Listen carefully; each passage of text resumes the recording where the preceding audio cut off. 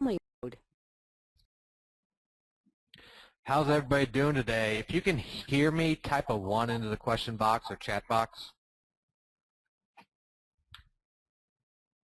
1 from Patrick. Matt, yes. Matt, I said type a 1, not a yes. Wayne, Patrick, Bill, Glenn. All right, sounds like I'm coming good through pretty good.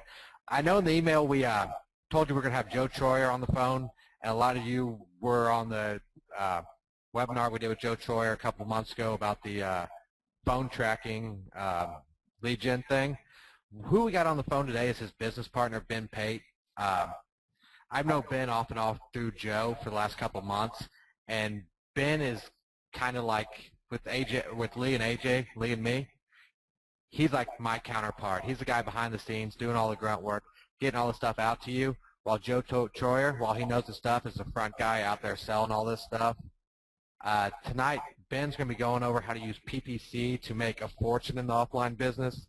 Right now, they're managing, I don't have exact numbers, over $300,000 per month of web spend on ad spend on PPC on Google, $100,000 a month on Facebook. So these people, these are the type of guys that are in there every day doing this.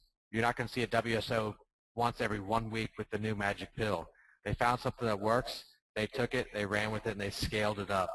And that's why this webinar is going to be a little different. Most webinars you guys are on, the person who's talking or presenting to you is basically it's somebody that takes a bunch of shit, throws it against the wall, finds something that works, and make sure it works more than once, and then they stop doing that, and they turn around and sell it to you guys for money. They don't know if it's sustainable. They don't know if it'll work over a long period of time. All they know is they found something that'll give them a screenshot where they can sell the project to you, which is what a lot of people on the WSO forum do. I'm not calling anybody out by names. I don't go down that road. It doesn't matter to me. The actionable content and everything we're going to get tonight is something you can take and run with. And this isn't a system that takes 6 months to set up. You don't have to get something ranked. You don't have to do direct mail. You don't have to do all this other stuff. It's very straightforward, 3-step process that Ben's going to talk about. And he's going to be here live at the end. If you guys have questions, drop them in the question box. I'll be monitoring that. Anything comes up, I'll answer you guys there. If there's something that's not, I'm going to be cutting Ben off probably several times because I got questions of my own. And we'll pick his brain, try to get as much out of this as we can. So with that being said, it is 7:06. If nobody's here, they're late, and they can jump in whenever. This will be recorded. We'll have that recording out to you hopefully tomorrow as far as there's no GoToWebinar snafus. So Ben, you there? Yes, sir. How's it going? Pretty good. How you doing? Good. Can you guys hear me okay? 1 for yes. Yep. All right. Okay, I can hear you great. So thanks a lot for that introduction, AJ.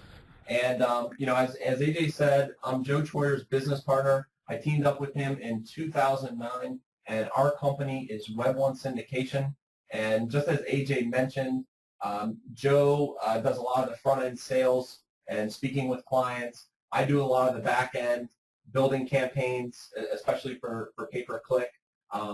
By all means, Joe knows his stuff, and that's not what I'm implying that he doesn't. But you know, I'm the guy behind the scenes for the most part, building the pay-per-click campaigns, and Joe's the guy, the face for the client, speaking with them, closing the sales. But I also have a lot of experience myself.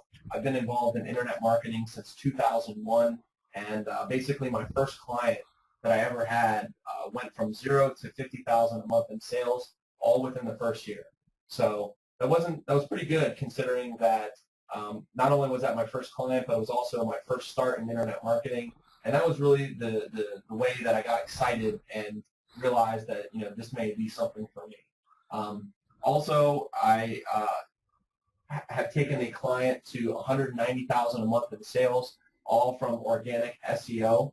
So, you know, basically, I've been doing SEO since 2001. I probably got into pay-per-click around, I would say, 2005, 2006. And I'll tell you what, guys, I never saw myself as the PPC guy or the AdWords guy, and I was the SEO guy. And I'll tell you what, you know, and I've been doing this for a long time, over 10 years. And, you know, one of the things with SEO is that it is so volatile right now. I can't tell you how many people I've heard say that Google has made more changes in the past 9 months than they probably did in the previous 10 years. Can you guys agree with that? I know I can. I've had a few angry phone calls from clients, and yeah, talk them down a minute and tell them, okay, it changed, but we'll get you back. Okay, yep, I see for sure. Yep. Thanks, Victoria. Okay. So yeah, so I mean, SEO is really volatile, and to be honest with you, it's really tough to build a business on SEO. I'm sure you guys probably know that with SEO, that Google can make a change, and one day it could all come crashing down. So here's the thing: is that the way that Google makes all their money is with the pay-per-click, is with the paid. Something to the tune of like $37.9 billion is what they make on the paid advertising. And so, for example, what they're doing is that Google is a public company. So they need to keep showing positive increases in their revenue numbers for their stockholders. And how do they do that? Well, they do that by they're shrinking the organic. And so the organic is shrinking, and the areas are becoming smaller. For example, the shopping results. I don't know if many of you have heard, but it used to be called Frugal. Then it was called Google Base. Now it's called Google Merchant Center. And it has been free ever since the beginning, which I don't know. I mean, maybe 2006, something like that. But basically, it's always been free, and now it's paid. And it's switching over actually August 15th.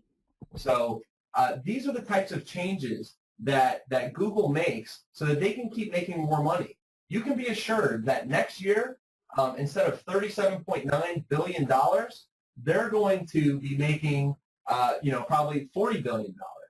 And Kathleen, what they're changing is the shopping results. So like I said, it used to be called Frugal. Then it was called Google Base, and now it's called Google Merchant Center, and that is switching over to paid. So where it used to be free, now you have to pay to be there, similar to AdWords, where it's going to be a cost per click. Did that answer your question, Kathleen? Yep. Okay, great. All right, sorry about that, guys. And okay, so let's dive in. So how many people actually know how AdWords works? I didn't. You guys? This is definitely an area where I've stayed away from just because I had no clue until I started looking into it, got you guys' course. I mean, most people are just scared to death of it because everything out there just says it's a money drain. You lose so much money. Right. But talking to these guys, I've learned that it's not if you do it correctly, and that's what we're going to talk about. Right. Okay. And so when I say how many people know how Google AdWords actually works, I mean fundamentally.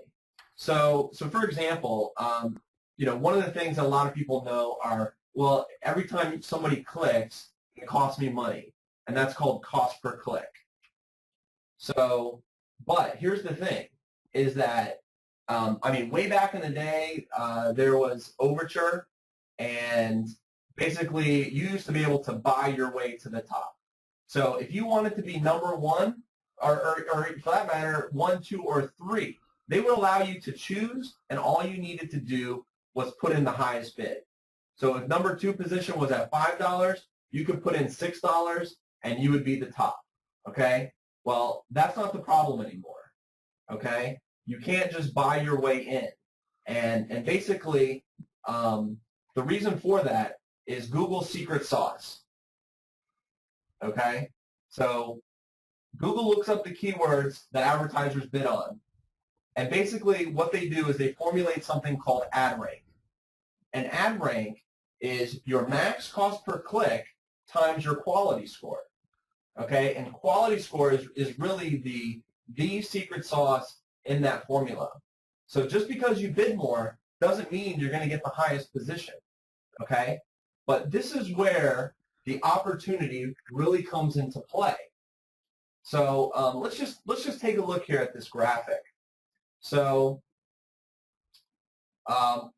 we've got quality score over here on the left, And it's a scale from 1 to 10.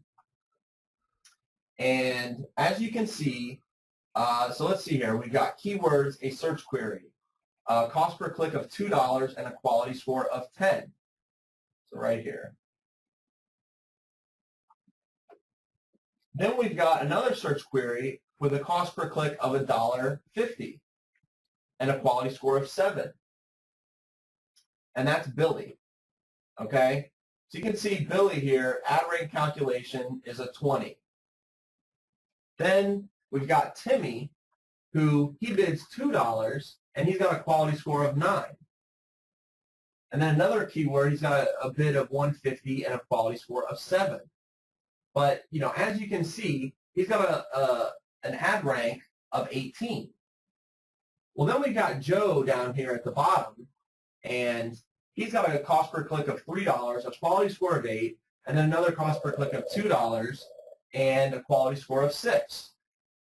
So, you know, there's our good friend Joe Troyer there, although he doesn't have red hair, but he's got an ad rank of 24. So, as you can see there, max cost per click times quality score equals ad rank. So, basically, Joe is going to rank the highest. So he's going to be in the number 1 position. Then we've got Billy, who's going to be in the number 2 position. And then we've got Timmy, who will be in the number 3 position. And what you'll notice is that Billy and Timmy both have a cost per click of $2. However, Timmy has a quality score of 9, and Billy has a quality score of 10. So the quality score is a multiplier, and that is Google's secret sauce, having a high quality score. So did I explain that well? Does that make sense to you guys? It does to me. As far as this goes for local search, what we're talking about, I think, I don't know how I want to say this, but isn't most pay-per-click out there for like commercially intent products? So they're all going to shammy websites or stuff like that. So when it's local, how easy is it to get your quality score up based on the fact that it's going to be laser targeted? Well, I mean, it should be real easy. As long as you have the keyword in the ad, so your relevance is going to be high, and then you have the keyword on the landing page, as well as a privacy policy, about us page, and a contact us page, then you know you should have a good quality score. But basically, just to kind of you know, if I guess the question is like, well, how do you get a good quality score? Okay, and this is where the secret sauce really comes into play. So basically, here's the thing, is that with SEO, Google is constantly changing the rules.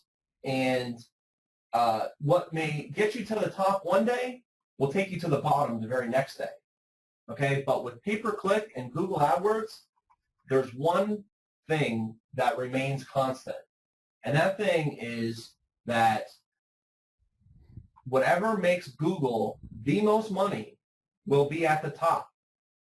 And that's how quality score is their secret sauce that allows them to not only make the most money, but also to provide the best user experience. So it's not just them making money, but it's also providing a good user experience. And the way that they measure that is by click-through rate. So every time your ad gets shown, that's called an impression. Every time somebody clicks your ad, that's a click. And then your click-through rate is the number of clicks divided by the impressions. So for example, if you have, if your ad was shown 100 times and you get 1 click, then you have a 1% click-through rate. So depending upon your bid, you know, if you bid $1, then every time Google shows your ads 100 times, they're going to make $1. So if by bidding the exact same amount, if your competitor has a click-through rate of 2% instead of 1%, then that means that every time Google shows their ad 100 times, Google makes $2. Whereas when they show your ad 100 times, they only make $1. So who do you think Google is going to show preferential treatment to? The person with the higher click-through rate that they're making more money on. So, so I want to just stop here for a minute. I see we got a couple questions. So we got a question from Kathleen, but why is Joe paying more? Joe's paying more because he basically put in a much higher bid. So Joe's quality score is 8, and he has a $3 cost per click. Whereas Billy put a $2 cost per click, has a quality score of 10, and is paying $1.80. So as you can see, Billy basically has 20% less cost. So, so I think that answers that question. What impacts the quality score, Stephen Huff? Mainly click-through rate. So click-through rate and usability. So click-through rate, like I talked about, that's how many times people click your ads based upon how many times it was shown. And then other factors include bounce rate on your landing page. So that's what I mean when I say a good usability, where if Google sees that people are clicking your ad and then bouncing back, meaning they don't visit any other pages on your website, that they just click back, then Google can see that, and they're detecting that. So they basically see that as a negative sign. Also, landing page speed. If your landing page is slow loading, then that can hurt your quality score. Also, too, I mentioned having a privacy policy on the landing page. Actually, MSN Ad Center a couple months back did something where if you didn't have a privacy policy on your page and you had a form on your page, then they automatically disapproved ads. So, Google doesn't do that, but what they'll do is they'll just knock your quality score down. So, just looking here at another question, Patrick Forbes, Google changes the rules so that you guys like us do AdWords. Exactly, and that's exactly it, Patrick. They change the rules. I mean, they say, they want to provide a great user experience, but the fact of the matter is that they have to keep making more money, and to please their stockholders. They're a public company, so expect the paid to just keep getting bigger. I mean, I'm sure you guys have heard about, is SEO dead, and have seen the change. I mean, look at the change, and talking about the local market, AJ. Look at the huge the change with Google Places. Where now it's Google Plus. If I had this model set up 6 months ago that they're doing with the PPC, my last 6 months would have been so much easier. I think I saw my first gray hair a couple days ago. Yep. Because my clients they pretty much coast on autopilot until all these changes came in. I send them weekly updates, and then the weekly updates came once the first Panda, the first one, went through. I basically, my contracts tell people that we're dealing with an outside entity, that if something changes, we'll be on it to fix it. But they don't care about this. This right here is a more stable system to use, along with the LEADGENN that we did earlier with Joe. The more autopilot and the less changes you get in your business, the easier you can sleep at night, the less hassles you're going to have. Yeah, absolutely. And I don't mean to keep knocking SEO, but truth be told, guys, I mean, like I said, I've been an SEO guy since 2001, and let me tell you what, I've survived probably, I don't know, 90% or more of Google updates, but especially when you're doing SEO for clients, it's not just your business that maybe tanks, but if you have a $1,000, $5,000, $10,000 or more client for SEO services, and you wake up one morning and you check out the SEO blogs and you read about Google Panda and Google Penguin, and you check your stats and you see that your traffic got cut in half. and I tell you what, it's not a great place to be. And that's really the greatest thing with pay-per-click is that when you master this, that you can sleep well at night and know that this system, while, yeah, I mean, there are small changes that they're going to tweak with quality score. So things like, oh, well, you didn't need to have a privacy policy and now you do.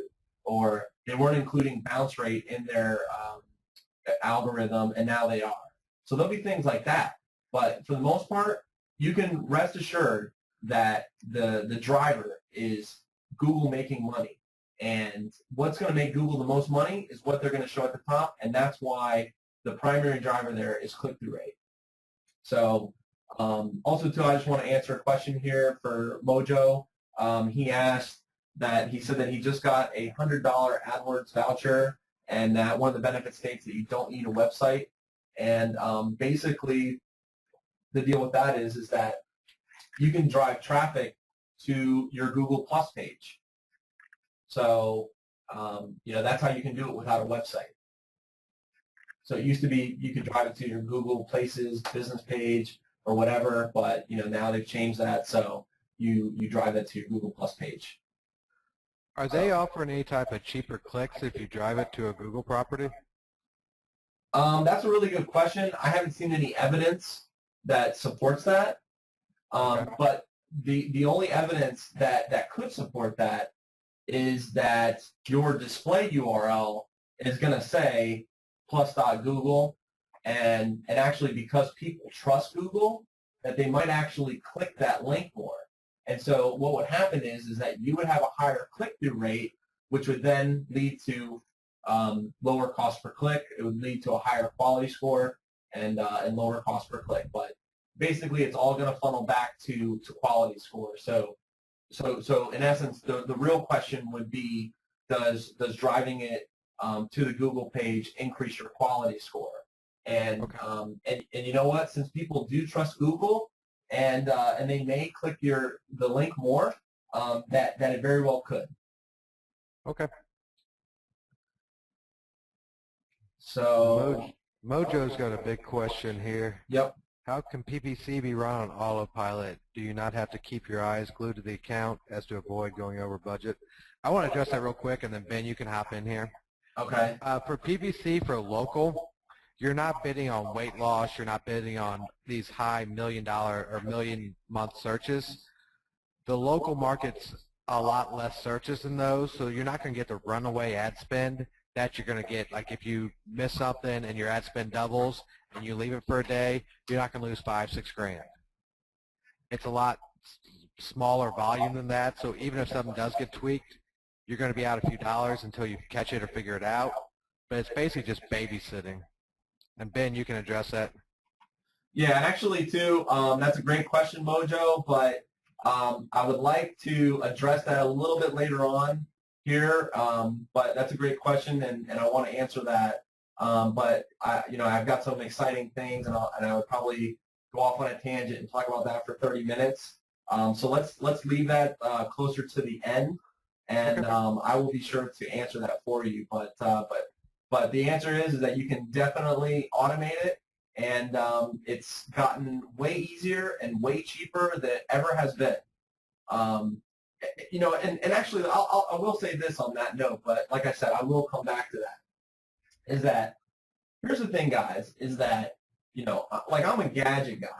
I love new technology, headsets, cell phones, smartphones, all these different things. And this is actually one of the really cool things about working with AdWords, is that Google constantly updates their platform, and they are literally giving us enterprise-level tool sets for free, okay, to basically make it easier for us to spend money with them.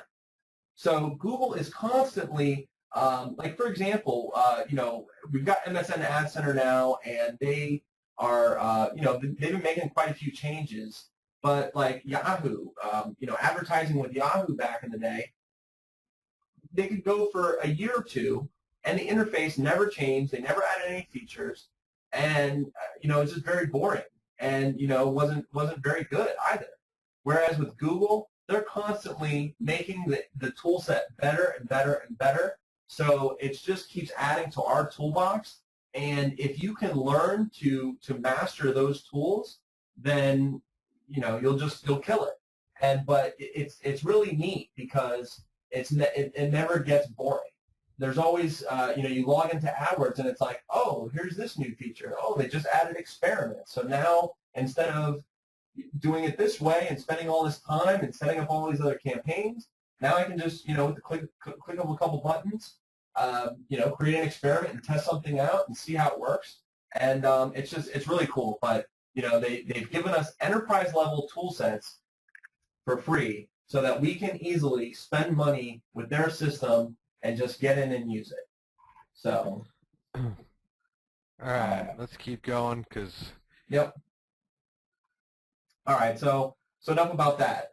So we talked about AdWords and how that works. Now let's talk about qualifying people, qualifying prospects. So one of the big things is that now we're going to get into the client acquisition portion of the webinar. We now know how AdWords works, and so what will happen is that one of the biggest mistakes that local marketers will make is that they're trying to sell too hard, and they're trying to get every customer that comes through their door, and they want to say yes to everybody. And let me tell you what, guys, this was one of the biggest mistakes that I made while I was getting started, was that I had the mentality that, hey, if I wasn't filled to the gills with work and somebody came along and, let's just say hypothetically, if my minimum budget was $500 and then somebody came along and like, oh, can you try something, do something, whatever, and it's, oh, I can pay you, $200 a month or something, that I wanted to say yes to everyone. And I did. And basically what happened is that instead of me going out and finding the big clients, is that I was spending all my time with small clients. And let me tell you what, guys, that here's a big takeaway, is that I worked with people that, like I said, are spending a couple $100s a month in AdWords, and I've worked with people spending hundreds of thousands of dollars a month in AdWords. And let me tell you what, generally speaking, the lower price clients, the lower dollar clients, end up taking up more of your time. They're the ones that don't really get it. They don't get marketing, okay? To spend $100 on, on marketing, like per month, that's not a fair shot. They need to really get into the game and spend a couple $100 or a couple $1,000. That if you see a guy and he's driving around in a Mercedes, but then he says, oh yeah, I'll do something with you, and I want to spend $500 a month. It's just not. It's just out of proportion. So that was one of the big mistakes that I made. And these small clients will suck your time. They'll suck your time and your energy. Okay. So one of the big things is that when you're qualifying people now, for us, we have a $1,000 per month minimum on a management fee. So generally speaking, AdWords, for the management fee, you generally will get 15 to 20% management fee. So that basically means that if they're spending $5,000 a month at a 20% management fee, then your take will be $1,000. Okay? And so here's the thing, is that one of the main questions that people will ask you is like, oh, well, what's an appropriate budget? What's an appropriate budget? Oh, is $1,000 enough? And so what you actually need to ask them is, what's a client worth to them? And if a client is worth $500 to them, then let's just say, for example, if they only wanted to spend $500, then they should be prepared that if they were to break even, let's say, that they should be willing to spend at least as much as that value of that client. So if a client's worth $500 to them and they want 10 clients per month, then they need to spend $5,000 per month. And that's the way that you need to approach it, is what's a client worth to them, and then how many clients, what's their goal? How many clients do they want to get? And then what is the time frame for that goal? So goal, budget, time frame. Or without the budget, because most people don't know the budget, or when you ask them, they feel like you're, trying to, suck some money out of them. So you say, how many clients do you want? Oh, I want 10. And how much time? In a month. Okay, so you want 10 new clients every month. Now, what's a client worth to you? Okay, a client is worth $500. Okay, then we need to start with a $5,000 per month budget, and that's how you back into that. And basically, when you're first getting started, you hope to just break even, because here's the thing, is that it's always the most expensive in the beginning, because you set up a bunch of things, you make a bunch of educated guesses on which keywords are going to convert, and you put your best foot forward, and so basically you're just hoping to break even, because if you do, then or very close to breaking even, because then that the next month and the third month and the fourth month that you're going to be able to sit there and tweak the campaigns, your quality scores are going to rise, you're going to increase your click-through rates, and you're going to split test your ads, and things are going to get better, and then it's going to become profitable. So if you pass on these qualifications, then you're going to find yourself always justifying yourself to the client. So why should somebody pay you $500 a month if they're only spending $500 a month? It just doesn't make sense. But if they're spending $5,000 a month, and you're able to, especially if they already have pay-per-click, if they already have an AdWords campaign, and this is one of the big things in the course that we teach. So basically, we teach you how to find and go after people that are already spending money with Google. Okay, you don't have to convince them that that they need to be on Google. They already get it, and they're there. Okay, but let me tell you what. So many people are doing it wrong. Like I mentioned, Google's constantly making changes, and if you're not up on those changes, then the competitors that are just going to pass them by. And for example, one of the recent changes that Google made was that they took exact match, which was basically only the keyword that the person typed in, and they made it not so exact. So what they did is just for every account, by default, they enabled it so that not only was it the exact match, but it was also plural versions, misspellings, and for some people that worked out okay. Mostly for Google though. That just, like I said, what I say in the beginning, the constant driver is what makes Google the most money. So by them enabling plurals for exact matches, they instantly increase their revenue. And if you don't know about these changes and stay up on them, then you're just wondering why all of a sudden your campaigns, or why your traffic shot up, and why your cost per conversion shot up, and you don't know what's going on. So I want to jump in here real quick. Anybody who's been on webinars with me or Lee before, in the last couple of webinars, you guys have been hearing the same thing over and over about qualifying people. And Ben just said it, he did in the beginning, he didn't qualify people. When I first got going, I was desperate to get clients. Not desperate, but I wanted to make sure it worked. So I would take on any Joe, Dick, or Harry that would hop on the phone with me and give me any amount of money.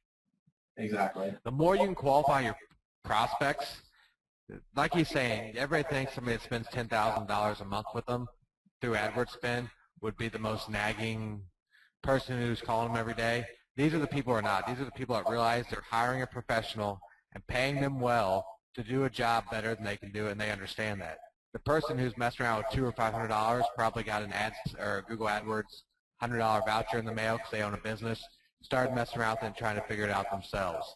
These business owners have so much going on that they don't want to, and if a business owner tries to micromanage what you do, you need to put your foot in the ground and say, hey, I'm doing this for a set fee. I know what I'm doing. I don't need to be micromanaged.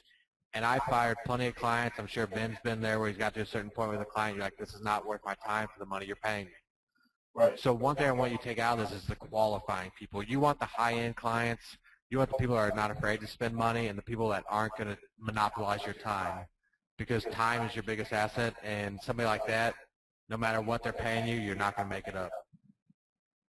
Yep, exactly. Exactly. And not only that, but when they're sucking your time, then you're not able to go and basically there's an opportunity cost, okay?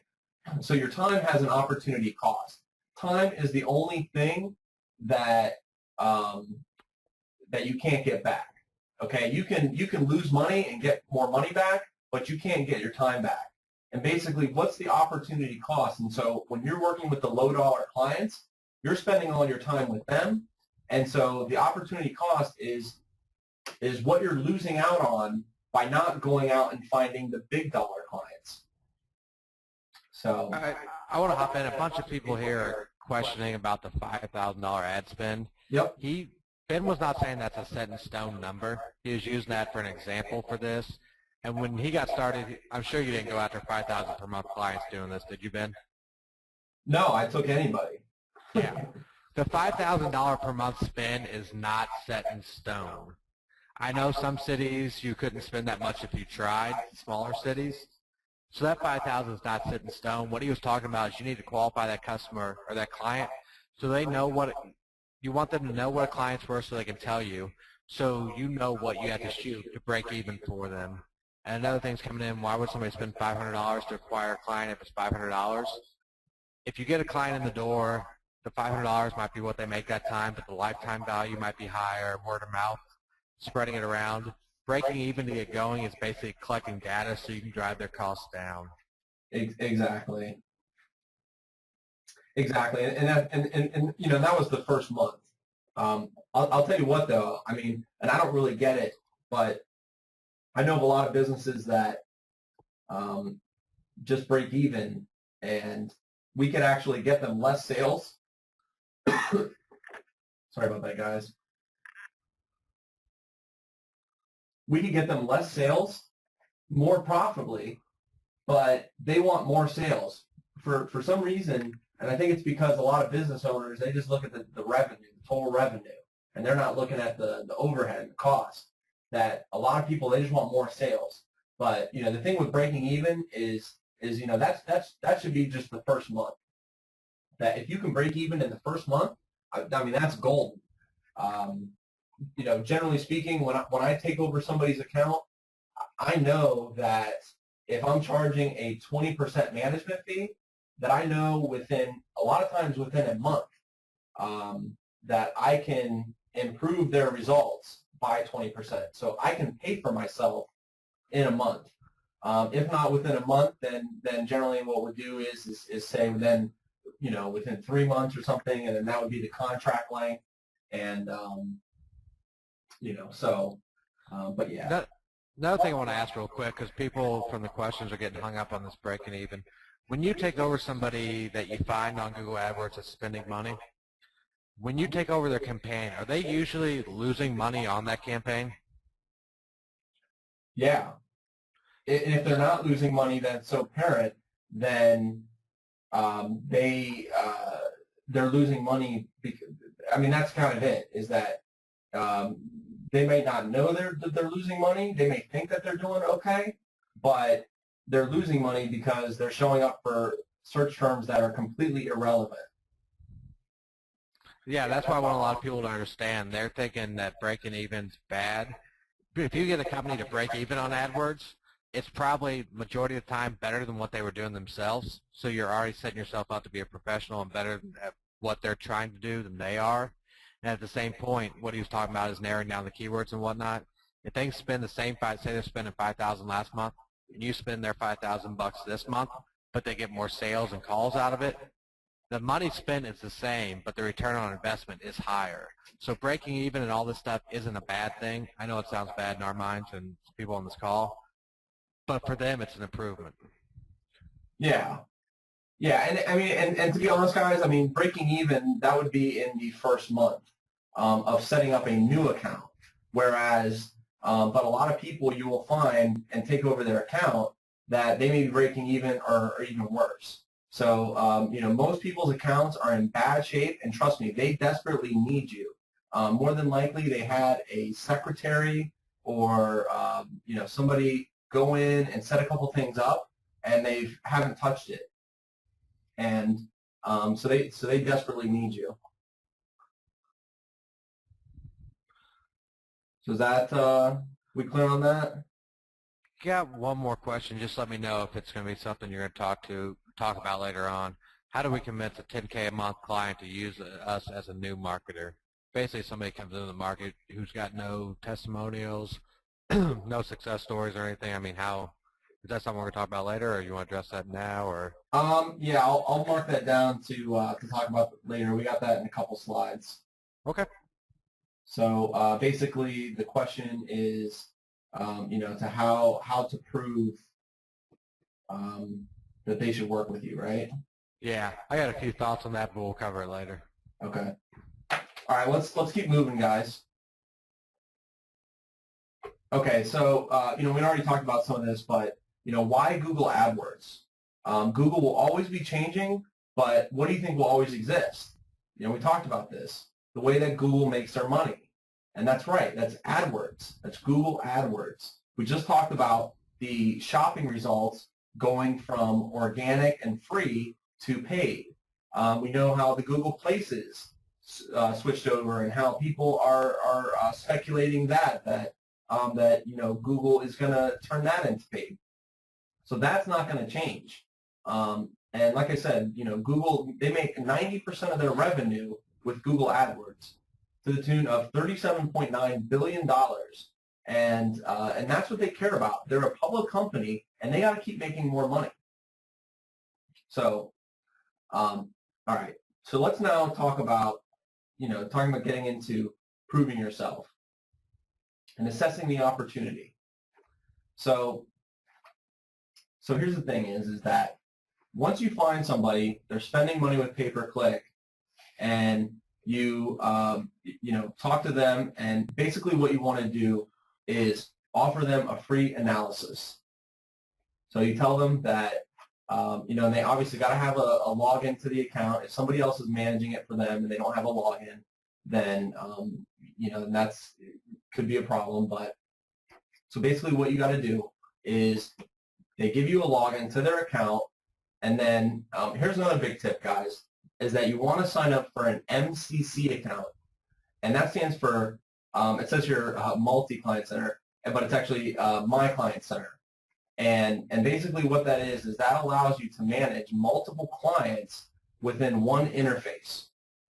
And I don't know if any of you have ever you know, had somebody that tried to give you access to their AdWords, and they invited you to their account, and you went to you know, accept the invitation, and basically you couldn't get in because you already had an AdWords account. So one of the things is that when somebody invites you to their account, you can, whatever email address that is, you cannot have AdWords set up on that email address already. It essentially needs to be like a brand new, fresh email address without AdWords running, and then it would work. Okay, but when you're using a MCC account, My Client Center, it's very easy. All you do is tell them that to give you their customer ID, and they can find that on the top left of their AdWords screen, and they email that to you, and then all you do is go into your MCC account, you say link existing account, you put in that ID, hit submit, then they would get a notification, and they would go to their access, to manage access, and then they grant you access, and then boom, you've got your that client in your MCC account, and you don't have to juggle multiple usernames and passwords. You go into one interface, and you're good to go. You can then click into their account, see all the information. Okay, so once you do that, then what you're going to do is so you said, hey, I want to do a free analysis for you and basically show you where you're losing money. So so then what you do is you assess the opportunity, and you figure out, you know, how many holes do they have? How bad is the account? Are they split testing? Are they using ad extensions? Ad extensions is one of the new things that have recently come out. You may have seen them where you see an address displayed on somebody's ad, also a phone number, and also then site links, where you see the extra links on the ad. Those are all ad extensions, and those help increase click-through rate. So remember what we said the primary driver is? Click-through rate. And why is that? It helps Google to make more money. So by not using ad extensions, you're not optimizing your click-through rate, and so you're not maximized. Also, too, then quality score. How bad's their quality score? Do they have a lot of 3s? You know, are they 7s and 10s? How much fat can you trim? Are they converting or aren't they? Do they have conversion tracking enabled? I mean, here's the thing, guys, is that, like I said, I've looked at a lot of accounts, and I can't tell you how many people are spending tons of money, and they don't even have conversion tracking enabled. And if you don't know what conversion tracking is, it's basically the way that it works is it's a little snippet of code that they put on their website. So let's say, for example, if they're trying to collect leads, and they have a form on the website, and somebody completes the form, well, generally the page that they go to after the form is submitted is called the thank you page. And basically you just put that little snippet of code on the thank you page, and what that does is that whenever somebody completes that form, it goes to that thank you page. Google can track that back to your keywords, to your ads, to your campaigns, to all that. And so that's what allows you to optimize your campaigns and see exactly what keywords are working the best and which keywords are tanking. Likewise, with the split testing, which ad do you want to run? How do you split test? So, you know, in terms of assessing the opportunity, most accounts are in bad shape. A couple years ago, back in 2009, I took over an account that they were spending over $100,000 a month. And guess what? They didn't even have conversion tracking installed correctly. Okay? Remember how I said it goes on the thank you page? Well, that would also be called like a confirmation page for an e-commerce site. And these guys had the conversion tracking code on, essentially they were driving traffic to like a home page that had a lot of buttons on it, and then when you click the button, it would take you to like it was almost like a cart page that you could then complete your order. Well, they were putting the conversion tracking on essentially the add to cart page, so they weren't even tracking properly. And these guys are spending over $100,000. And guys, I can't tell you, like, this isn't uncommon. They don't have conversion tracking set up, and they're not split testing. They have one ad, and you know, so they don't know. I mean, with split testing, it's so easy with AdWords.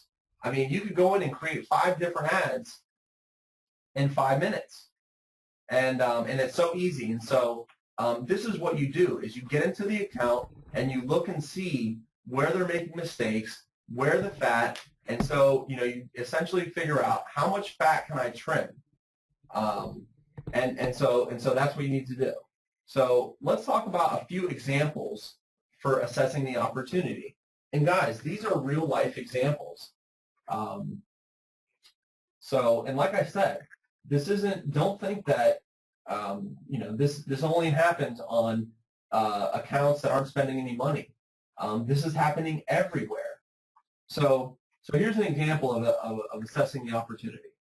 So this would be like the statement. Last month you spent $1,500 on 750 search queries that didn't convert into sales or leads. So, I mean, how powerful is that? Another one. Last month you spent $2,500 on non-relevant search queries. Guys, we helped drop a client's cost per conversion, which was essentially a sale. This was an e-commerce website that we dropped their cost per conversion from $60 down to $16 in 1 month. And guess what, guys? We told them that we were going to be able to do that before we even made any changes on their account. And the way that we knew that was by assessing the opportunity. We could jump in and see the keywords that or the search queries that were triggering their ads. And guess what? Their brand is very similar to the name of a rap song. Okay, can you believe that? So what was happening is people were searching for lyrics to this rap song, and their ad was showing up. And not only that, but they were then even like clicking it. So, I mean, this is not made up, guys. And this is a serious company, okay? This company has products in Walgreens. So that's what I mean when I tell you guys that this is happening everywhere. And it's not just small people. It's, people that are, I mean, I would never spend $100,000 with Google and not have conversion tracking set up. I mean, that you just be, you're flying blind. So you can't optimize. What do you optimize for? So another statement is, last month you wasted X on improperly optimized campaign settings. So what do I mean by that? So for example, one of Google's default settings, once again, that helps them make more money, is that the display network is automatically enabled. So what's the display network? The display network is essentially the list of websites that have partnered with Google that show Google ads. Generally, you see banners. There's also search partners, but those are a little bit different. But the display network is essentially, it's almost like Google AdSense, if anybody knows what that is. Basically, Google AdSense allows people with a website, also known as a publisher, to put Google's code on their website and show Google ads, and then whenever somebody clicks on those ads, they make money. Well, Google's display network reaches about 90% of the internet.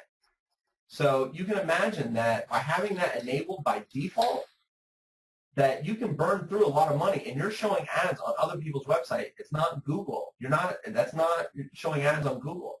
And this is enabled by default.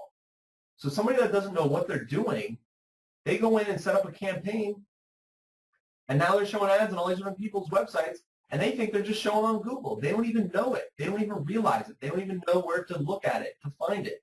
And this is why they need you. And this is how you assess the opportunity, because you know what to look at. So it's huge, and it's easy. So let's, just kind of, stop for a minute and, jump into some questions. What do we got, AJ? One that just came in said, could you please re-explain how we can help them to get better conversions? Basically what he's saying with the ad tracking he was talking about, most people don't track properly. So even though some keywords might be getting them clicks, if there's no end result from them signing up to a form or something like that, then it's a wasted keyword. You're just throwing money down. Basically, you're putting their campaign and optimizing it so that you're targeting the right keywords. Just because keywords are getting clicked does not mean you should be advertising for them. Is that correct, Ben? Correct. Okay. Yeah, a bunch of questions. yeah, I mean, we were talking about setting up conversion tracking, and that most people don't have it set up properly. In terms of, how do you help them increase their conversions or lower their cost per conversion, and optimize that? We're going to get into that later as well. But basically, we were just talking about the fact that most people don't even have conversion tracking installed. So they're not even able to, they're flying blind. They're not able to tweak anything because they don't know what's working or what's not. And so basically, we have like a process, a methodology here that we call, that it basically goes like this: measure, analyze, optimize. And the very first phase is measure. So if you don't have the measuring set up properly, then how can you analyze it? And how can you, and basically the statement is you can't improve what you're not measuring. And so the first stage is getting conversion tracking set up properly.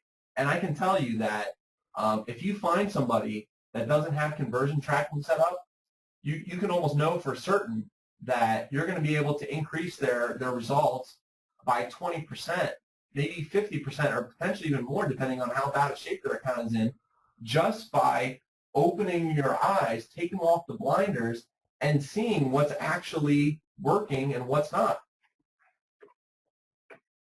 Another question has popped up: tracking phone calls. Yep. Do you guys do that based on drive them to a separate page with a different phone number than their actual one and use the call Exactly. tracking? Okay. Exactly. Basically, you can set up different pages, different landing pages, and then what you can do is provision a new phone number. There's a lot of different places that you can get phone numbers now, and you can put a different phone number on each page. Now, the tricky thing with that is that unless you're driving one keyword and one ad to that landing page, then that would be fine. It's all in sync. But if you're driving multiple keywords with multiple ads to the same landing page, then how do you know which keyword's working? And it's really difficult to know that. You could have different you could have 100 different phone numbers and have 100 different landing pages for each keyword or ad. But then there's also tools available now, and one of them is pretty well known. It's called Mongoose Metrics, and we've been using them for quite some time. And basically, what they do is they have a system that gives you a pool of phone numbers. So maybe depending upon the traffic that you're going to drive at the page, they give you a pool of phone numbers. So let's say 100 phone numbers, and essentially what happens is that every web session gets a unique phone number. And so that web session, they can see, what keyword that came from, and the special Google tracking when you have auto tagging enabled through Google AdWords. And then what can happen is you can then integrate this with your conversion tracking, and you can literally see the keyword and the ad that generated the phone call. Now, that's with a custom third-party solution, and could be somewhat costly depending upon what you're trying to do. It can range from a couple $100s a month to thousands of dollars a month. And like we have a client that spends $6,000 a month with them, but they're getting a lot of calls and they're driving a lot of traffic. But here's the other thing is that Google also has a free solution, and it's called call extensions. So if you've ever been on Google and you see a phone number in the ad, now granted you can have your own personal phone number that shows up in the ad, but what you can do is use what's called a Google forwarding number. And then it forwards to your phone number, but then Google counts those calls, and they see and they can tell you how many calls you got from what keyword and what ad, and it's all tracked back. So that's how it works with call tracking. And everybody, that's more advanced stuff. Yeah. Once you get to that point, you're going to have some clients under your belt. I don't want anybody putting this off because they don't know about that. It's one of those things I excuse me, I'm sorry. I talk to people a lot about. They got a lot of questions, which are legitimate questions, but until you get a client or until you get going, they're just theoretical. So these are bridges, and me and Lee have access to Ben and Joe. So anything like that comes up, let us know. We'll figure out the answer for you. But those are down the road so far that you need to get your first client. All right, another question came up, and I told Ben we need to cover this. So Ben, if this is coming up later on, I knew this question. I can't believe it didn't come up sooner. It says, if the client is already funding their own account, how do you arrange payment of your fees? Is it PayPal, credit card, etc.? A lot of people had questions about spending their own money. So if you're going to address that later, just let me know. No, I think now's a good time to talk about that. Okay. So first and foremost, guys, we're not at this level. We're not advising you to cover the ad spend with your dime. Okay. The client is just going to pay you a management fee. So if they're spending $1,000 a month with Google, then they're paying Google directly with their credit card, and then they're writing you a check, more than likely, for the management fee. So you're not putting anything out of pocket. Okay. There's virtually no startup cost. So does that clear that up?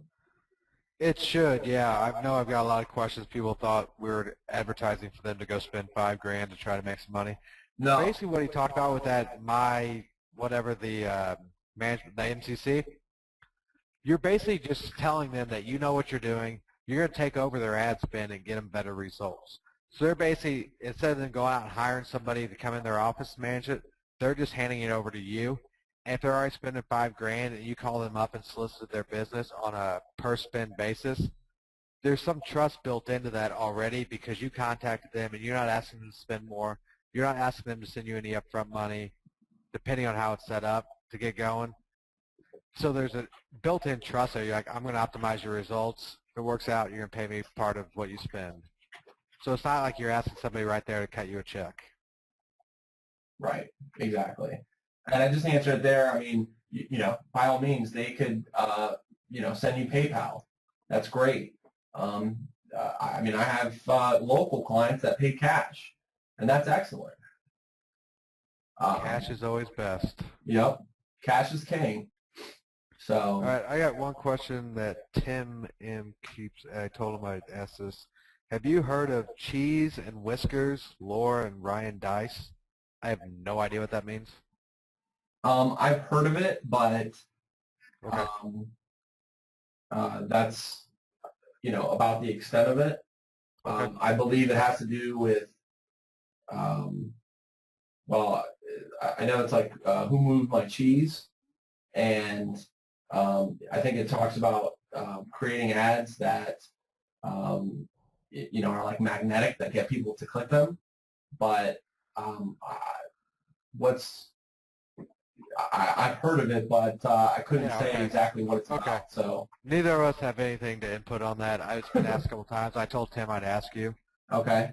One other thing I've been seeing pop up here is if somebody doesn't have an AdWords account set up and you use a $100 voucher, this course is not set up on going after people and convincing them on PPC. You will beat your head against the wall till it's bloody trying to do that. You're finding the clients that are already spending money. They know they need to be there. They know they need to throw a set amount of money at it. And you're telling them they're basically, you can come in and give them better results for cheaper down the road, and they'll just pay you on top of that. So do not go after new clients and convince them to use PPC. You will get the phone slammed on you. You'll get no. You'll get discouraged. Do not do that unless you have an existing relationship with the client. Exactly. You're going out and finding people that are already spending money, and like I said, are more than likely doing it wrong. They're losing money, and so you're going to come in, and so I guess that's just to kind of answer that question. I mean, I kind of already did, but that how do you prove yourself?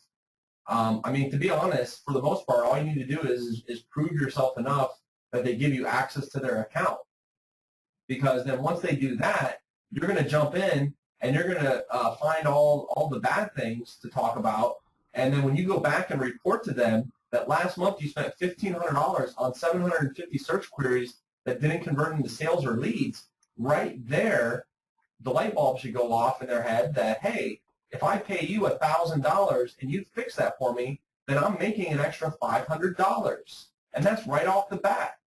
So, yeah, I mean, you're not going after people trying to convince them to spend money on AdWords or, trying to convince them to spend a couple $100. You're looking for people that are already spending money, hopefully a couple $1,000. Because here's the thing, guys, and like AJ said, that, is $5,000 a must?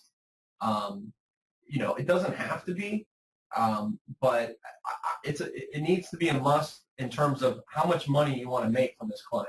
Hey, by all means, if you're at the point where working with a client, getting started, and and you're just kind of getting your feet wet, and to make an extra $200, if that's your level, the main thing is just that they are spending enough money that you can show them value.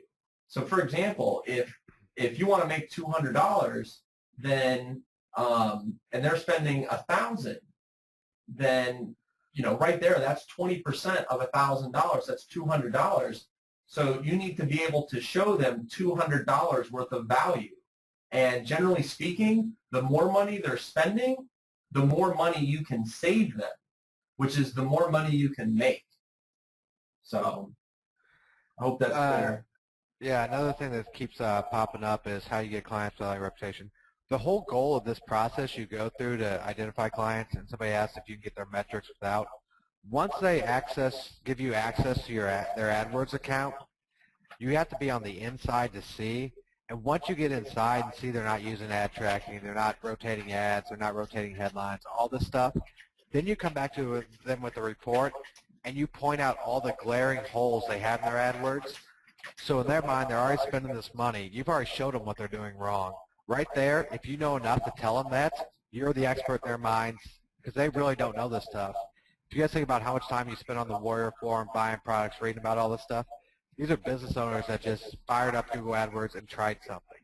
You are so far advanced from them, it's not even funny. So once you get into the account, before you adjust anything, send them an audit, and we'll get into that here shortly. You're going to point out so many holes that they're going to just default to you. Right, yeah. And, just, to keep kind of answering people's questions, I thought Patrick Forbes, I think, just asked a good question. Is there a way to find if an AdWords campaign is using conversion tracking? Yes, there is. You either purchase something for them or complete their lead gen form.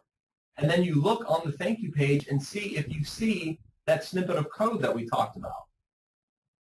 So it's very easy. So actually with conversion tracking, you should be able to see if they're tracking conversions or not without even accessing their account.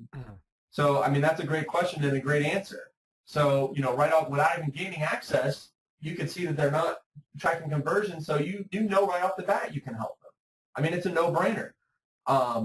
Also, too, in regards to call tracking, somebody mentioned about that you can track it back to keywords, but how do you track it back to the customer? It's easy. You can the call tracking records the phone calls, and you can see the phone number of the person that called. So you can go and look in your client database, or like let's say if it's you're working with a lead gen client.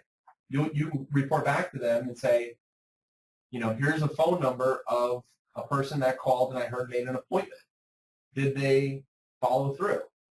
So you can see the phone number and you hear the recording, which then generally speaking, if it's lead gen, they're going to set an appointment. Oh, my name is Ben Pate and I'm going to come in on this date. So it's easy. Let's see.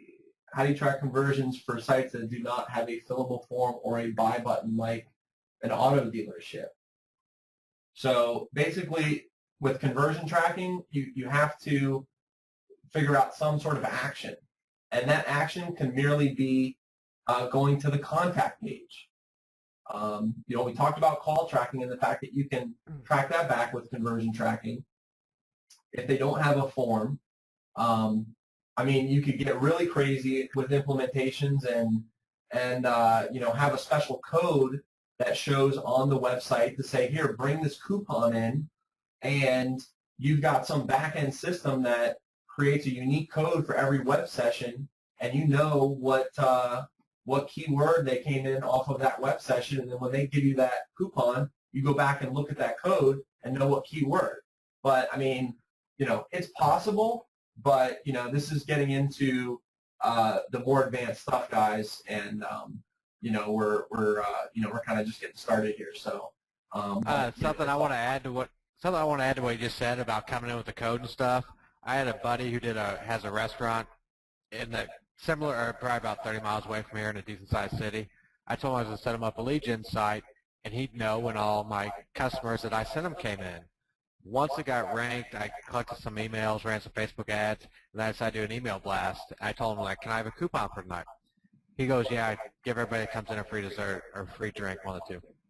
He called me the next day. He didn't know what was going on. He goes, why did everybody that walked in my restaurant start doing jumping jacks in front of the door? I told him that all they had to do to redeem the coupon is walk in the door, do one jumping jack, and then ask for a table. Right. You can get creative with this stuff. Exactly. Yeah. I mean, and that's the thing. Like I was saying before. I mean, the technology, guys. I mean, it's really getting cool.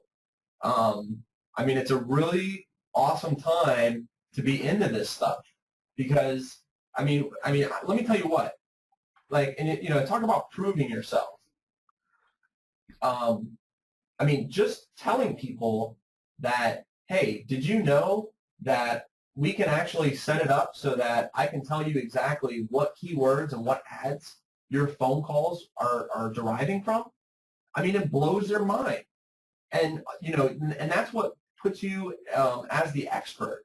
When you jump in and you tell them how much money they're losing and you tell them all the things that are wrong and, talk about, hey, if they're a business that gets a lot of calls like a dentist or carpet cleaners or things like that, that they can start tracking the calls. I mean, imagine if you're the first guy that jumps in and tells them that. I mean, you're going to blow their mind. So, and that's going to make them, feel you're an expert. So remember, guys, in the land of the blind, the man with one eye is king.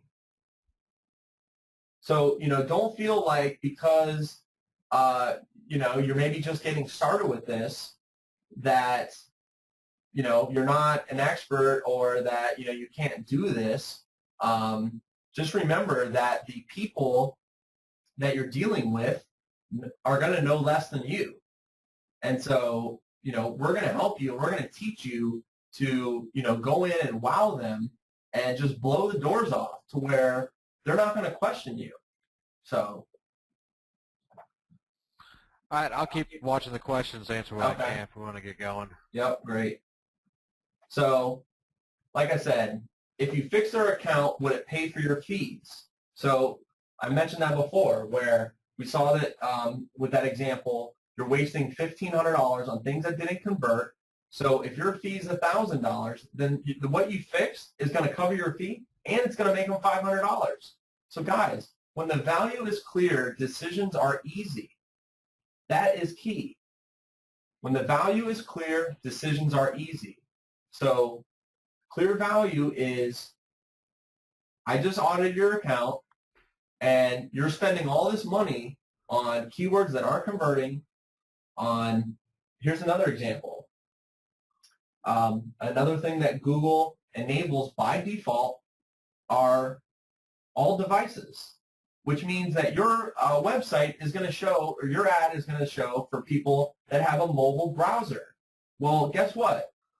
Is their website mobile optimized? Probably not. So they're showing their ad and they're driving traffic to their website for mobile visitors.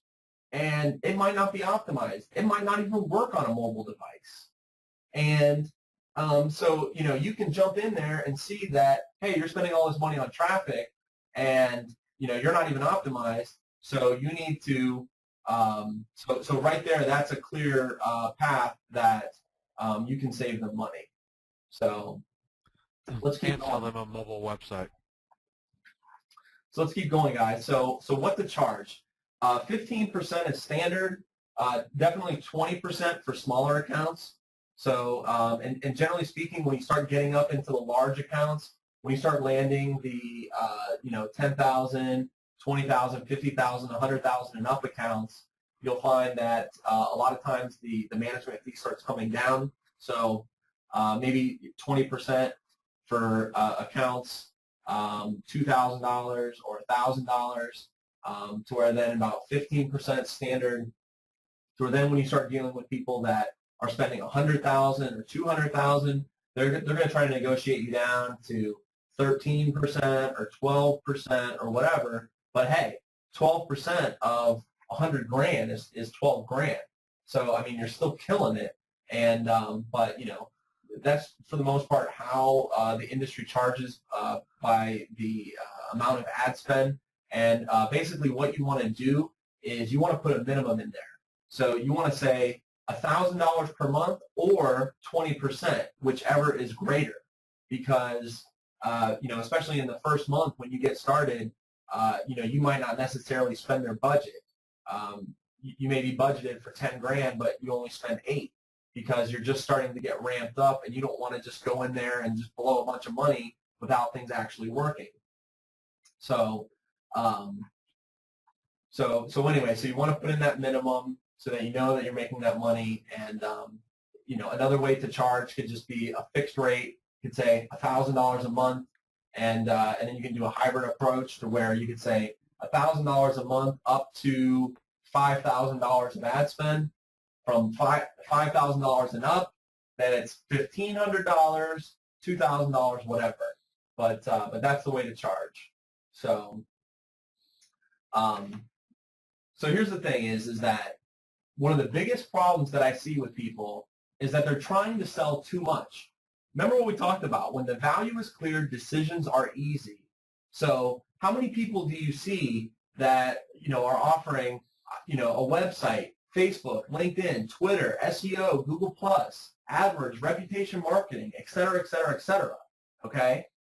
You're killing the sale. You're confusing them. They're like, well, which one do I want? Well, oh, social media, that's the hot thing, right? Okay, you're confusing them, okay?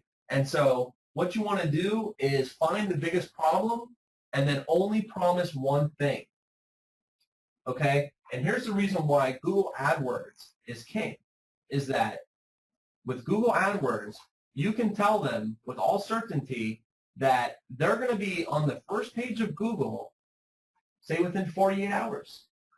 So with SEO, here's the thing is that one of the biggest problems with trying to sell SEO services, okay, and I've been doing this for years, is that what's it going to do for me?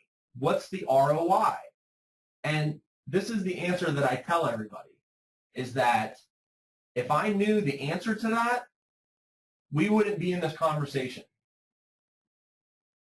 And the reason for that is that if I knew that, hey, I can spend $1,000 to get some articles written, and that $1,000, those articles written, is going to take my website to the top in 3 months, and when my website's at the top, I'm going to make $100,000.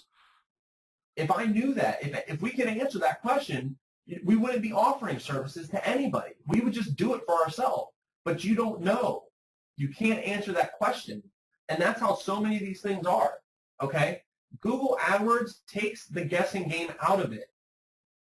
So with Google AdWords, you can promise them that they're going to be up on the first page of Google within 48 hours, and that you can drive so much traffic, and then you say, hey, we'll drive 1,000 visitors to the site, and then we'll see what it does. We'll see how many sales you get, and then and then you can definitively answer, what's this going to do for me?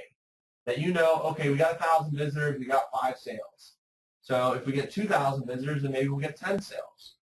And you can definitively answer that question, and you can answer it quickly.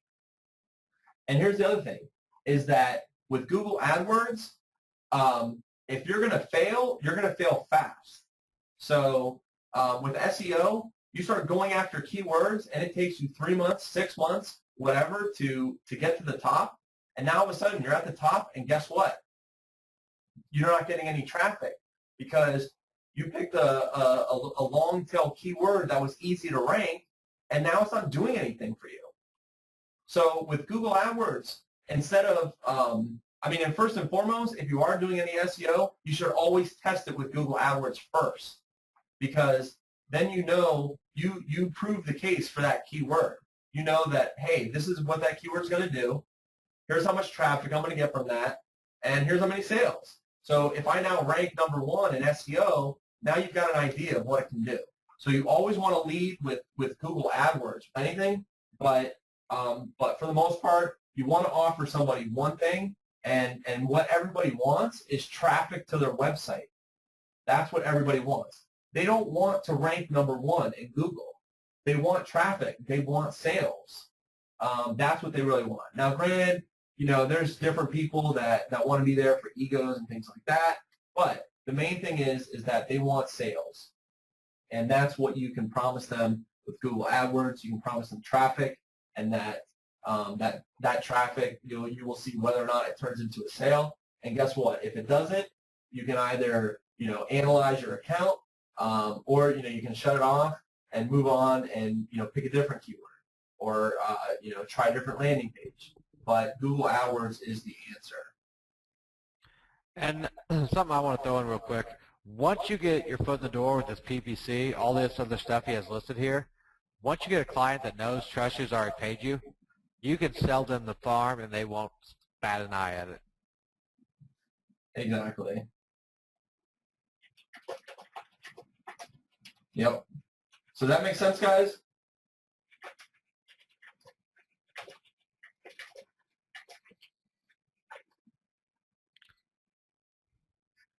Awesome. Thanks. Thanks, Rafe. What are you typing on there, Ben?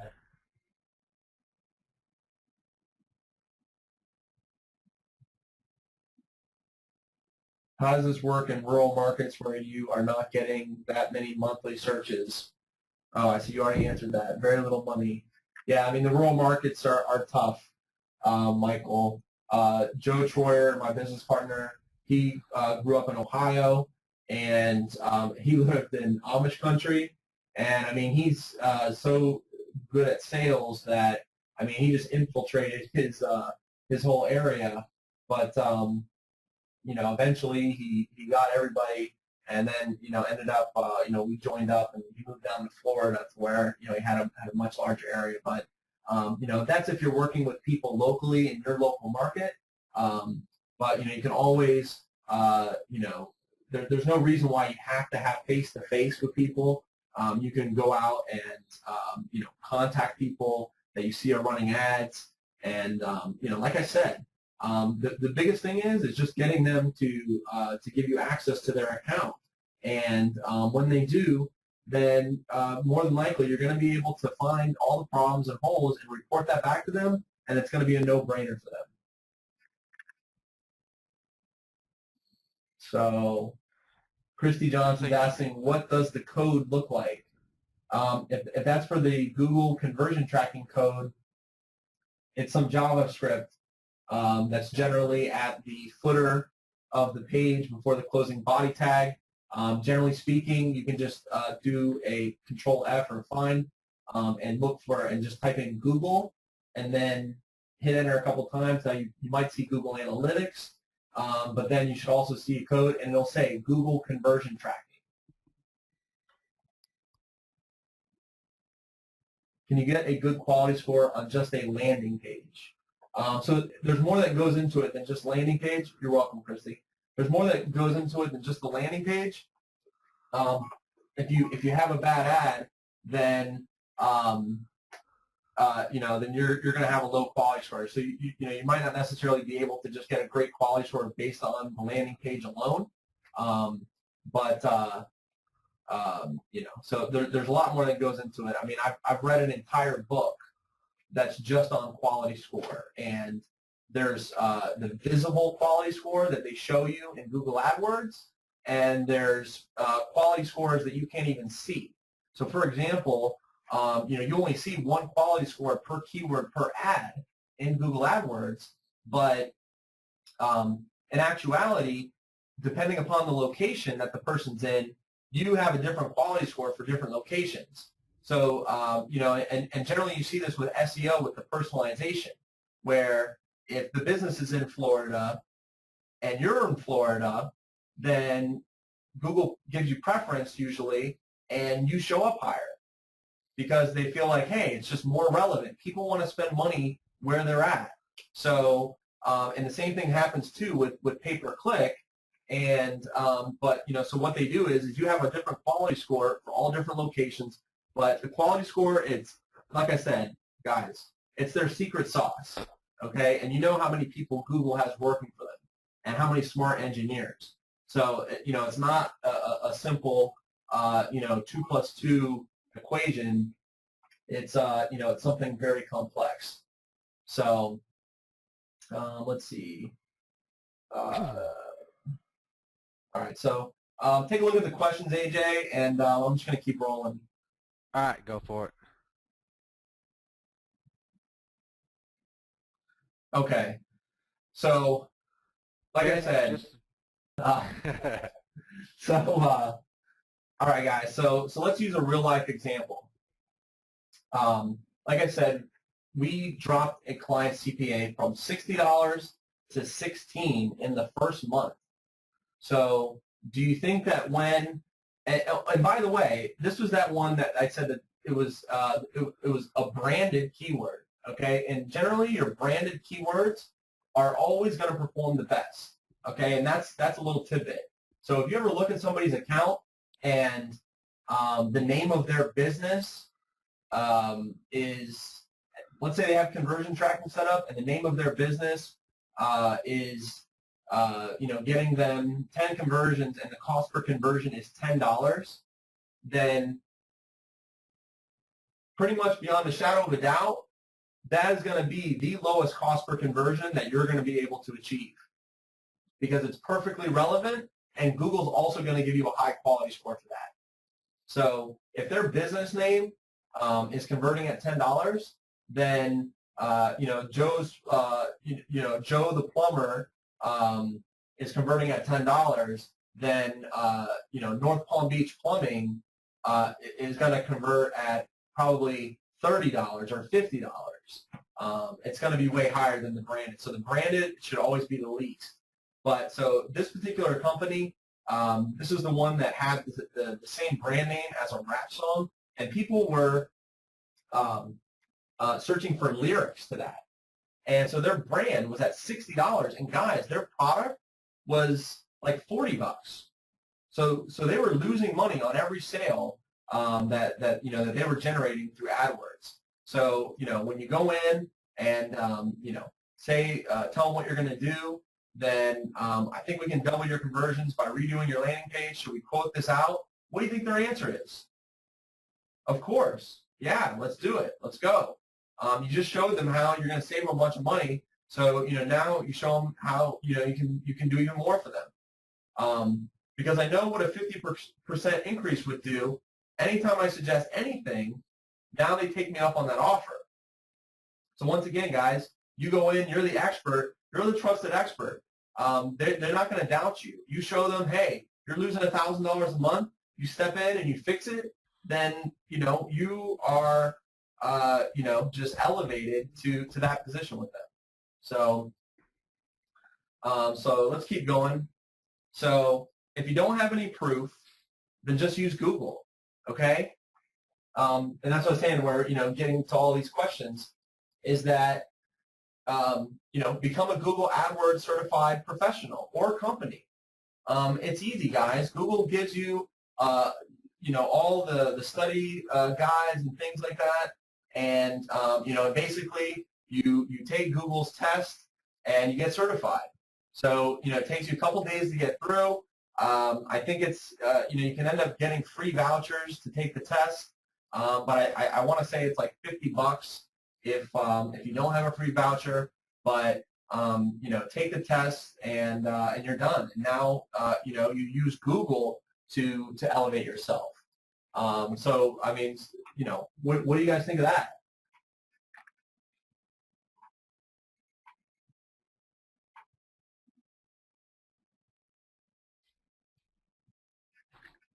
Uh-oh. All right, guys. So, just give me 1 second here.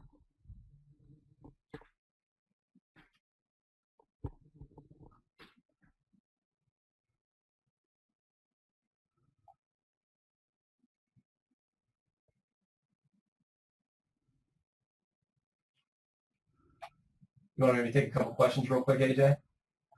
All right. I'm sorry. I just had to step away for a minute. Oh, sorry about that. I said that privately. I didn't know if it went through. Let me look through here and see what we got going on.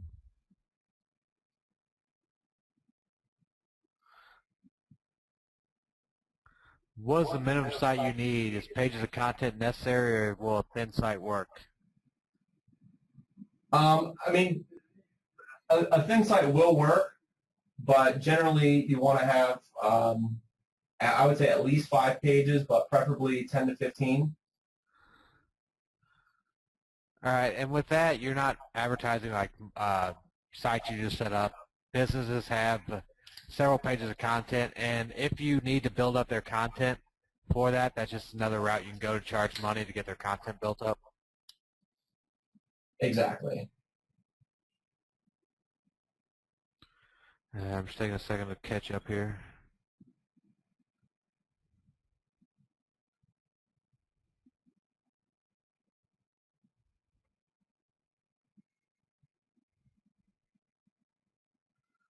Another one, I'm going to sum this up. Basically, somebody that gets paid $100 for every, this is from Danny Bowles, gets paid $100 for every job he sells. I've already got him 4 sales, and I just picked them up. I know I'm getting a hell of a lot more sales using AdWords, which means I can get 10 times 120 a week.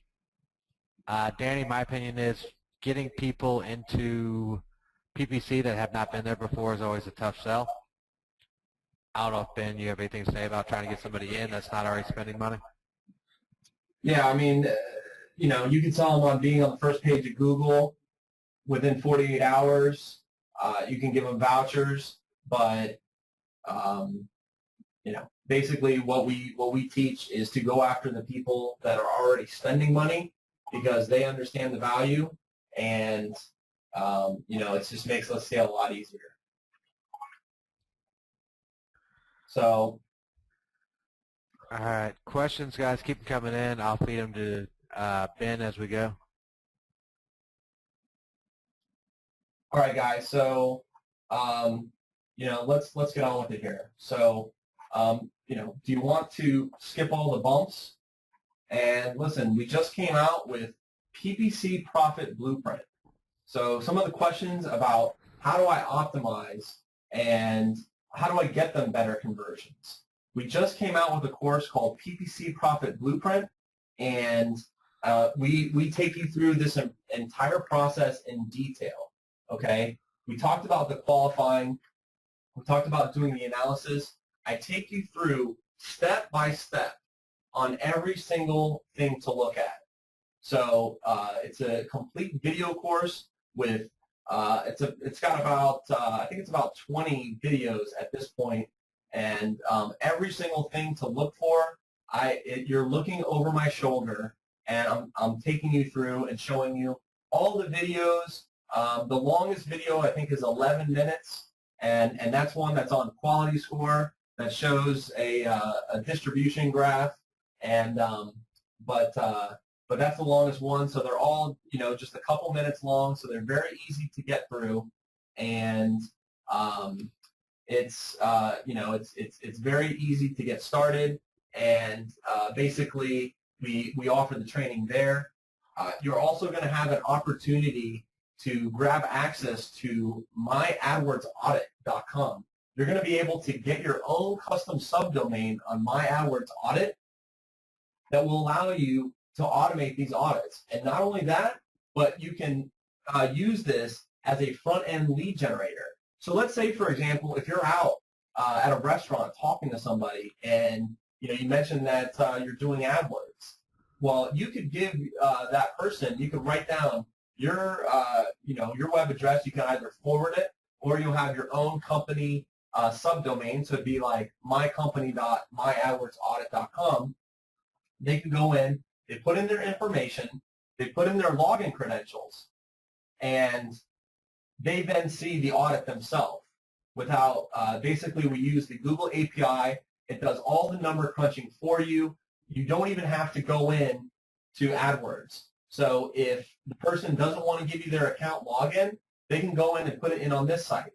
And guess what? You can assure them that it's actually against Google's terms of service to store the login for their account. So, and there's even a little notification there that tells them that. So, they can go in, they can see an audit. It just basically tells them like you are optimized or you are not optimized for network settings, let's say, or keywords are not optimized. So it doesn't give them all the the juicy details to be able to go back and fix it themselves. But here's the thing: is that as soon as that person runs a report, then you're going to be able to go into your back office and log in and see that, hey, that person that I just met at dinner, they just went in and ran a report. You can then go and click on a link and see the report and then you can come up and say, hey, I just saw that you ran a report, and let's talk about your results. I know I can help you. You're also going to have the opportunity to get access to our Keynote and PowerPoint sales presentation proposals. We had a designer custom design these, and basically it's really easy. You can go in and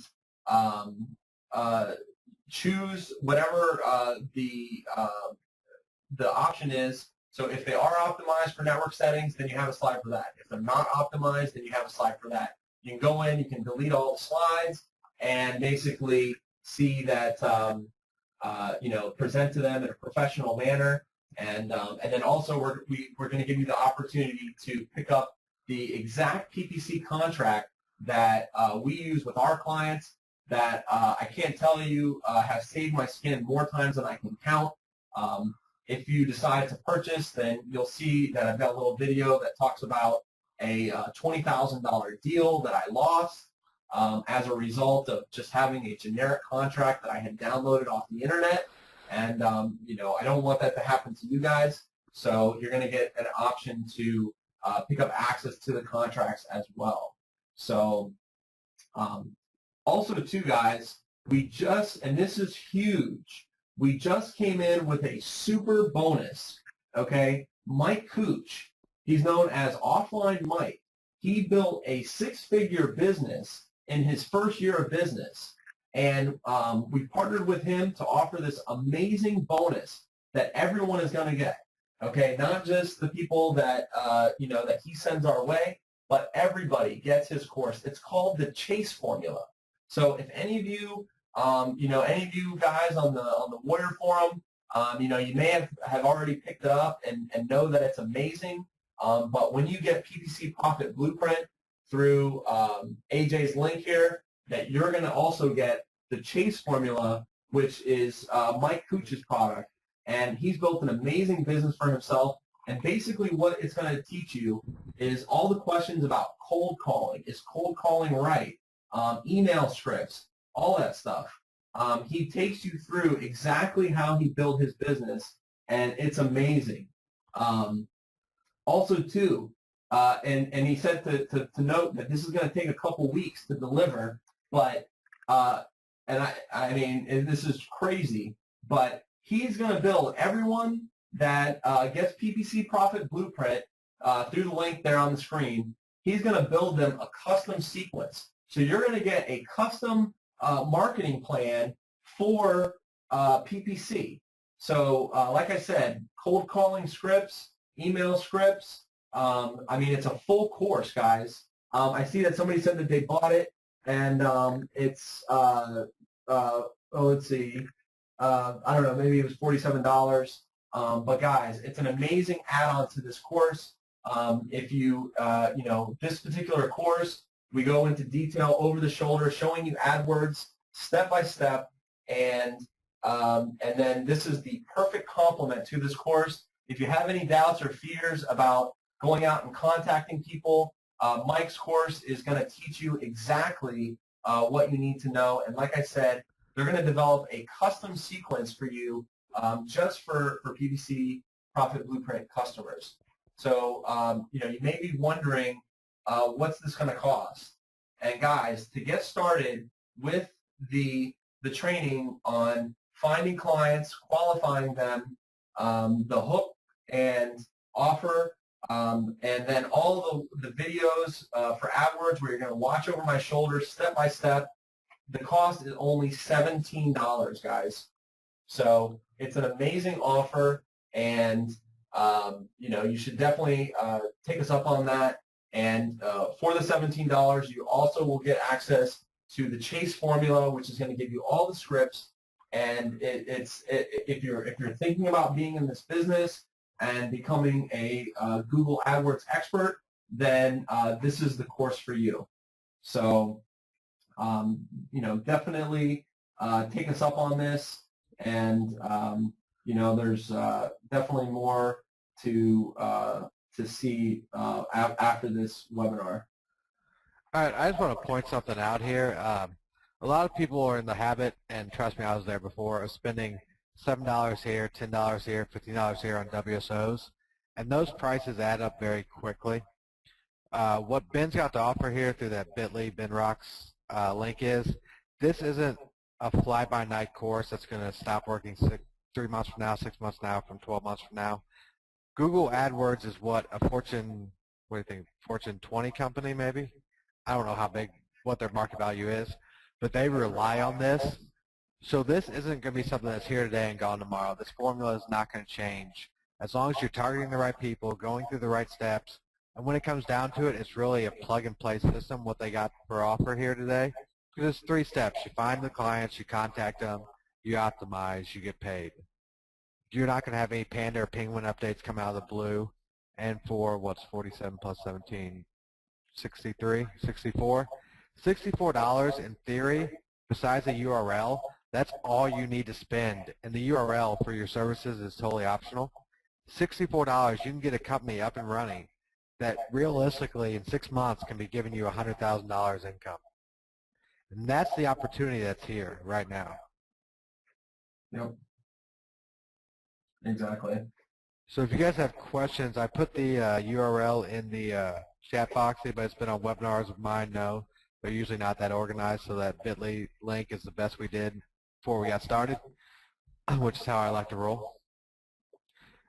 D, the 64 is 17 for the front end and 47 for the OTO, which is the software.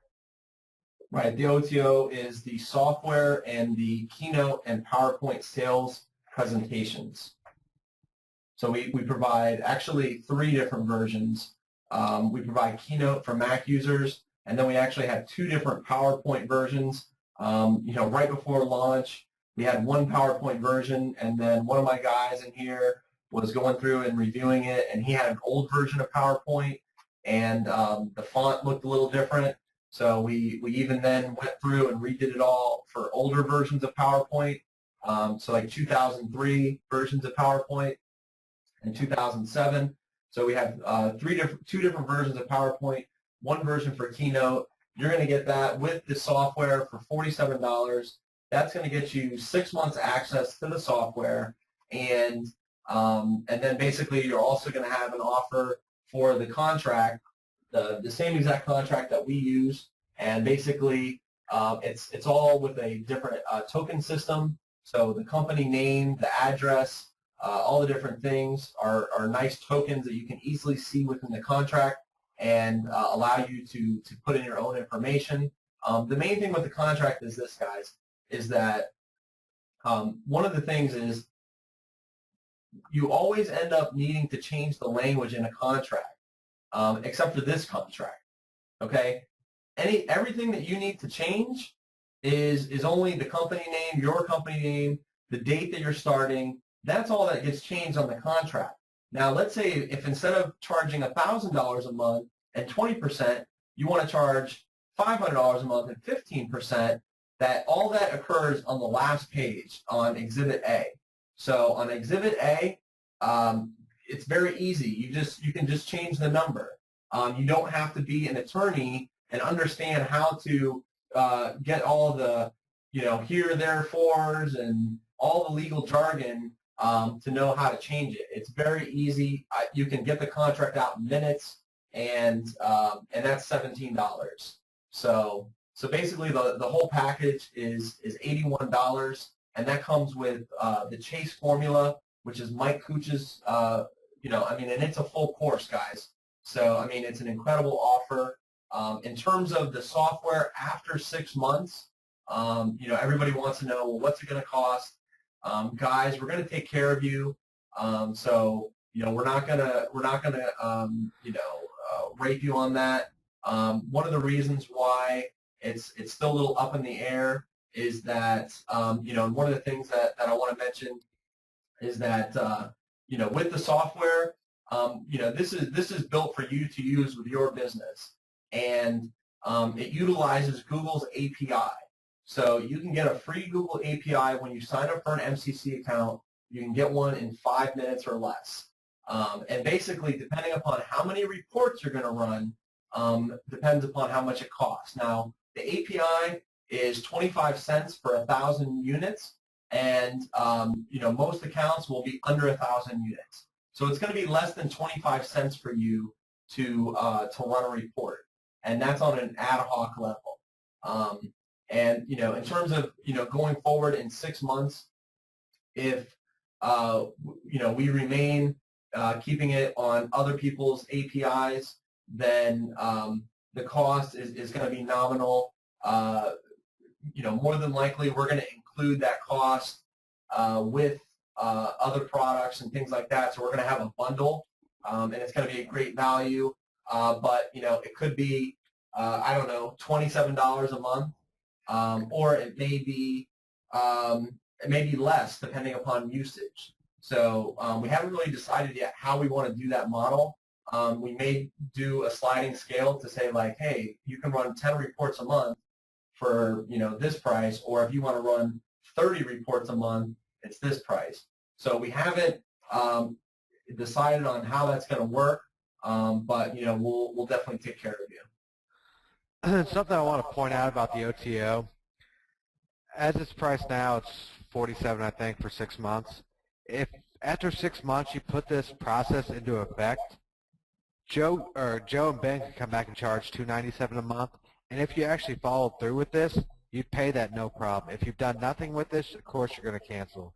So the price 6 months down the road all depends on whether or not you put this stuff into action.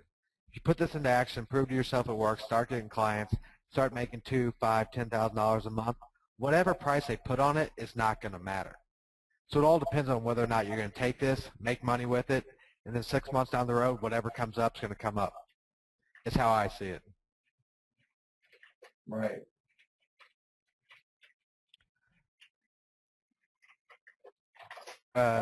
Dee said something about getting the OTO because she passed on it before. Is that, I think is there somewhere in the members area where they can see the OTO, Ben? Yep, exactly. Okay. Basically, we have an upgrades page, and if you didn't, when we launched, we were getting tons of traffic, and some people were having problems with the video playing and cutting out, so we created an upgrades page that you can pick up all the different offers and watch the videos there, so yeah. All right, so if you picked up the front-end offer, just look around in there. There's an upgrade, and you can take care of it there. Does the software eliminate all the work with Excel you show in the videos? It does, in the sense that it does the number crunching, but it does not display a graph yet. So I have 2 different videos for quality score. One of them, I go through all the work with Excel to figure out the quality score distribution. And basically what that means is how many keywords are a quality score of 3? How many keywords are a quality score of 4? How many keywords are a quality score of 5? And then I take you through step by step and show you how to create a nice graph that displays all that. And like I said, I mean, I think that video is 11 minutes, so it's really not that long. But the software just says whether they're optimized or not for a quality score, and I'm pretty certain that it's based off of that are at least 30% of keywords a quality score of 7 or above. So that's what the software answers yes or no to. It does not currently give you a quality score distribution graph, but if anybody is familiar with our analytic call tracking product, then you guys know that, I mean, we didn't just put that out and then, you know, left it there. Like, we constantly update our products. So, you know, this isn't a one and done type of product. This is something that, you know, we're going to continue to develop, and that quality score distribution graphs will be something that, you know, I can, you know, almost say with all certainty will be in the future. So it does the number crunching and tells you a yes or no answer, but it does not show the graph. All right, we're getting on to the 2-hour mark, Ben, and what I've been told is after 2 hours, the replay doesn't come in too good. Okay. Is that right? I don't know. I'm not sure. But I've been told by a few different people with GoToWebinar after 2 hours, if you go over, that the yeah, replay doesn't show up. So basically what I'm saying is we're down to about the 2-3 minute marker here. yeah. The link's up there. If you guys are thinking about it, jot it down. If you're not going to take action right this second, it'll be up for a day or two. We're going to get this replay out. If anybody's got any major questions, put them in now. If not, we're probably going to close this down here in just a few seconds, or in a few minutes. Yeah, also too, guys, if you have any trouble with the software, I myself, I regularly am up till 2 a.m. answering different support questions. Anybody that submitted support, you may have gotten an answer from me. We're a real business here in South Florida. We have about 6 or 7 full-time in-house people that answer the questions every single day. And so generally speaking, we have on there that it's a 72-hour response time or 48-hour, but generally it's within hours. So any problems that may come up, you know, we definitely answer all the questions very quickly and get you taken care of. So. All right. Looks like that's about it for questions. Ben, want to thank you for getting on here, answering everybody's questions. I know you're a busy guy, especially with this launch going on, so really appreciate it. All right. Thanks a lot, AJ. All right, everybody, thanks for showing up. If you guys missed anything or came in late, this replay will be out tomorrow, I'm going to say. Don't hold me to that, but we'll get it out to you guys shortly. So thanks a lot, Ben. Have a good night. All right, you too. Thanks a lot, guys. Have a great night.